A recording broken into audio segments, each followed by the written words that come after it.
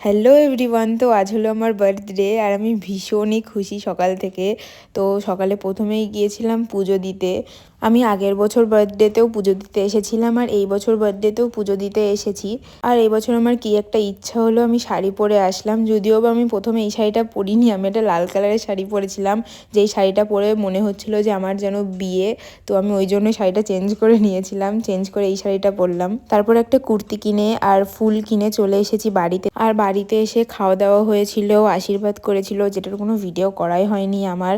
আর তারপর এরা আমাকে জোর করে বাইরে বার করে দিয়ে এই জায়গাটা সুন্দর করে সাজিয়েছে। আর এই ডেকোরেশনটা তো অসম্ভব সুন্দর লাগছে, আমার তো ভীষণ পছন্দ হয়েছে। জাস্ট আমি যেরকম ভেবে রেখে দিয়েছিলাম পুরো সেই রকম হয়েছে। আর এত সুন্দর ডেকোরেশন করার জন্য তোদের সবাইকে থ্যাংক ইউ, ভীষণ পছন্দ হয়েছে আমার। অবশ্য তোরা জানিস, তো আলাদাভাবে কিছু বলার নেই।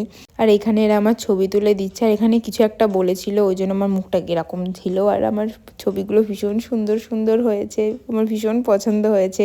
তারপরে আমি এখানে গিফট পেয়েছিলাম যে দুটো, সেটাই আমি খুলে দেখছিলাম। আর গিফট আমার ভীষণ পছন্দ হয়েছে, দুটো গিফট পেয়েছি, দুটো আমার ভীষণ পছন্দ হয়েছে। যদিও বা আরও গিফট আমি পাবো আমি জানি। আর আমি একটা কুর্তিও গিফট পেয়েছিলাম, যেটা আমি গিয়ে কিনে এনেছি, সেটার আমার ভিডিও করা হয়নি। আর তারপরে সবাই চলে যাওয়ার পরে আমি এখানে কেক খাচ্ছিলাম। কেকটা তো ভীষণই সুন্দর হয়েছে, আমি যার কাছ থেকে কেকটা বানিয়েছি ভীষণই সুন্দর বানিয়েছে কেকটা। তো এইভাবে আমার জন্মদিনটা কাটলো।